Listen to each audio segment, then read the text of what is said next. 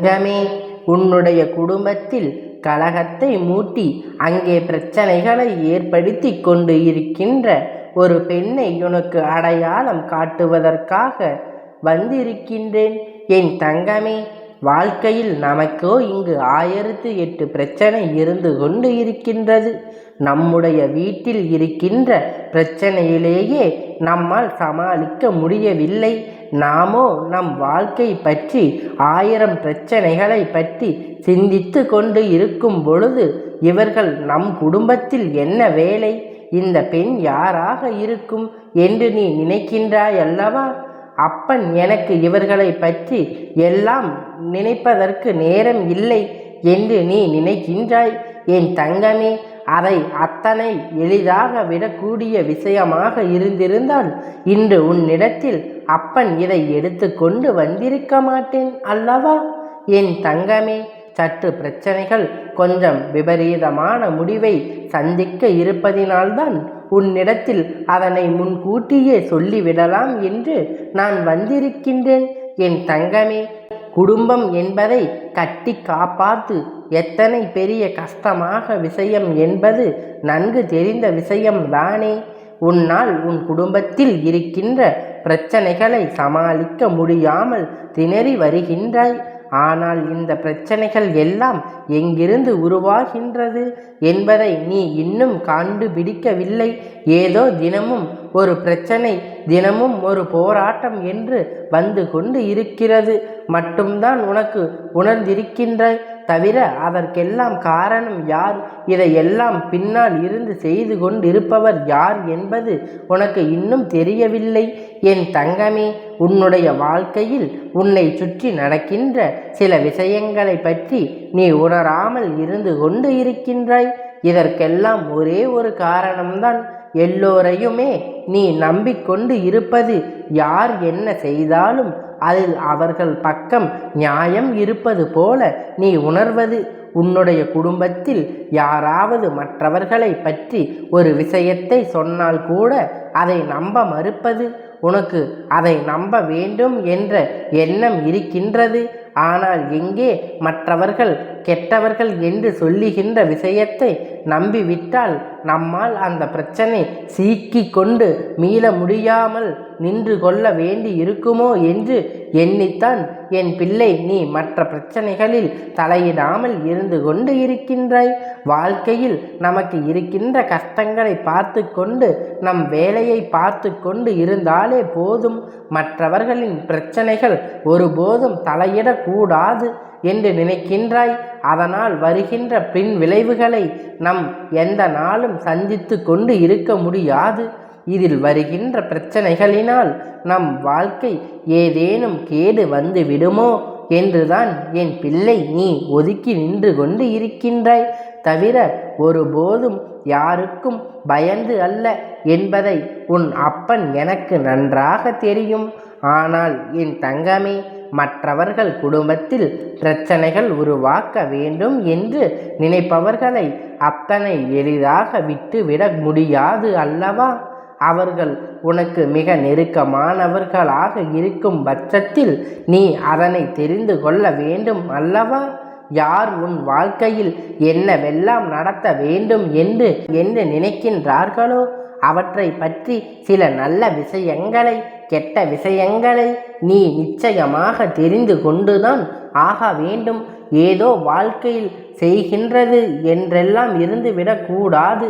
உனக்கென்று வாழ்க்கை பிரச்சனைகளை ஏற்படுத்தி கொடுக்கக்கூடியவர்கள் உன் அருகில் இருக்கின்றார்கள் என்று தெரிந்தால் நீ அவர்களிடத்தில் இருந்து எச்சரிக்கையாக இருக்க வேண்டும். அவர்கள் நீ எச்சரிக்கை செய்யும் வகையில் நடந்து கொள்ளவும் வேண்டும்.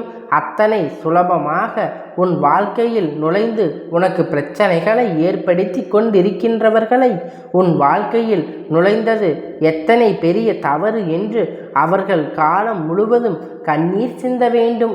என் பிள்ளை நினைக்கலாம், அப்பா இவர்கள் எல்லாம் தண்டனை கொடுக்க வேண்டாம், அப்படியே விட்டு விடலாம் என்று நீ நினைக்கலாம். என் குழந்தை, உன்னுடைய பெருந்தன்மையான மனது உன் அப்பன் எனக்கு இல்லை. ஏனென்றால் என் குழந்தை வாழ்க்கையில் ஏற்பட்ட பிரச்சனைகள் அத்தனை பெரியது. அவர்கள் உனக்கு கொடுத்த கஷ்டங்கள், நீ சிந்திய கண்ணீர், என்ன பிரச்சனை நமக்கு நடக்கிறது என்று காரணமே தெரியாமல் நீ அழுது புலம்பி கொண்டு இருக்கின்றாய். இவை எல்லாவற்றிற்கும் உன்னுடைய மனது ஆறுதல் பட்டாலும் உன் அப்பன் என்னுடைய மனது அத்தனை எளிதாக ஆறுதல் படுவது கிடையாது. இவர்களுக்கு எல்லாம் சரியான தண்டனை கொடுத்தால்தான் அப்பன் மனது ஆறுதல் அடையும். என் தங்கமே, உன்னிடத்தில் இருந்து அவர்கள் பெற்ற உதவி ஆயிரம். ஒரு நாள் கூட என் பிள்ளை தன்னிடத்தில் உதவி என்று கேட்டு வந்தவர்களுக்கு இல்லை என்று சொன்னது கிடையாது. அதிலும் தெரிந்தவர்கள் என்றால் எப்படியாவது எதையாவது செய்து விட வேண்டும். தன்னிடத்தில் இருக்கின்ற பொன்னையும் பொருளையும் கூட பெரிதாக மதித்தது கிடையாது. அவர்கள் கேட்கும் பொழுது எடுத்து கையில் கொடுத்து விடுவது. இது போன்ற குணங்களை கொண்ட என்னுடைய பிள்ளை உனக்கு துரோகங்களை செய்யவும் உன்னுடைய வாழ்க்கையின் பிரச்சனைகளை கொடுக்கவும் இவர்களுக்கு மனது வந்திருக்கிறது என்றால் அவர்கள் இன்னும் எந்த எல்லைக்கு வேண்டுமானால் செல்வார்கள். அதனால் அவர்களுக்கு உரிய தண்டனையை உடனடியாக அவர்களுக்கு வழங்கிவிட வேண்டும் அல்லவா?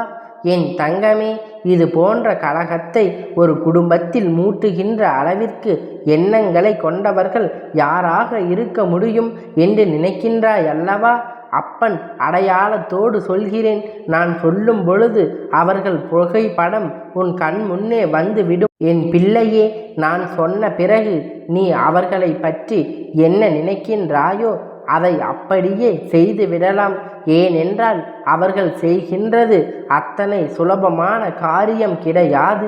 அவர்கள் உன் வாழ்க்கையில் செய்து கொண்டு இருக்கின்ற விஷயத்தை சகித்து கொள்ளக்கூடிய விஷயம் அல்ல.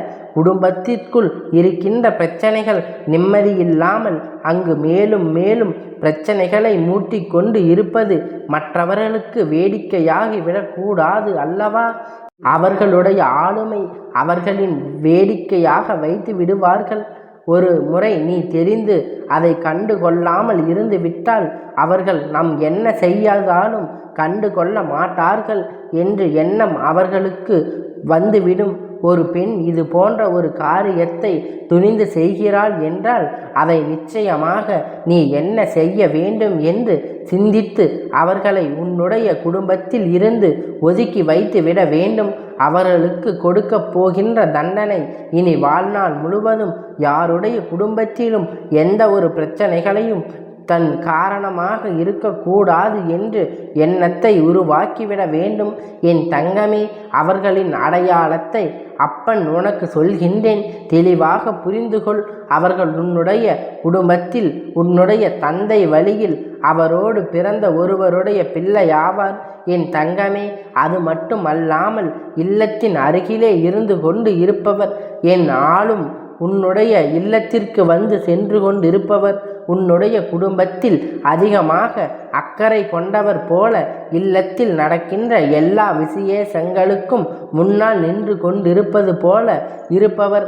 ஆனால் மனதிற்குள் எந்த ஒரு நல்ல எண்ணங்களும் உன் குடும்பத்தின் மீது அவர்களுக்கு இல்லை.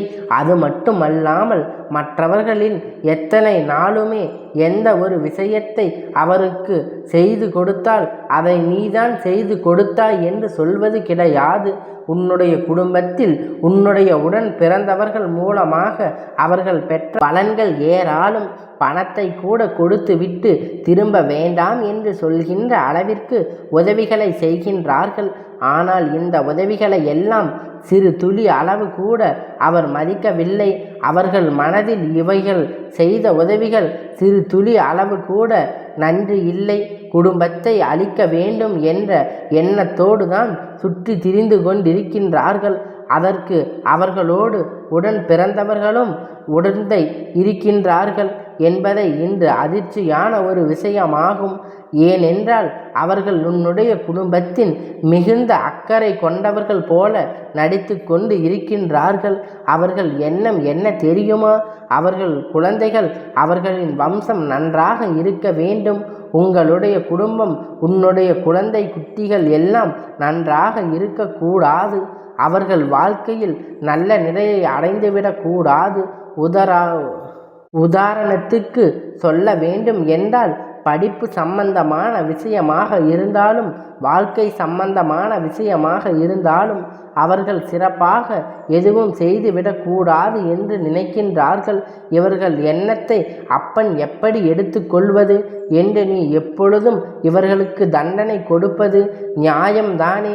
இவர்களுக்கு மிகப்பெரிய அடி ஒன்றின் அப்பன் வாழ்க்கையில் கொடுக்கப் போகிறேன் அளவிற்கு அவர்கள் மிகப்பெரிய இடியாக தலையில் இறங்கப் போகின்றது.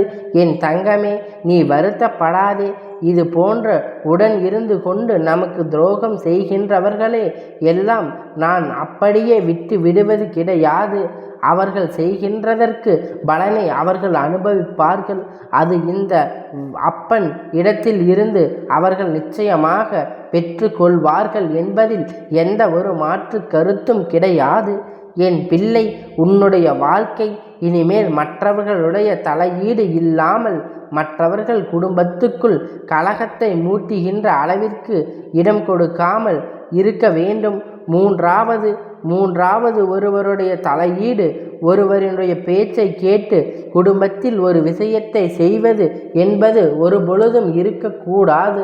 சொந்தமாக முடிவெடுத்து குடும்பத்தில் உள்ளவர்களிடம் மட்டுமே கலந்து பேசி எந்த ஒரு முடிவை எடுக்க வேண்டுமோ என் பிள்ளை, இதில் இனி எப்பொழுதும் கவனமாக இருக்க வேண்டும்.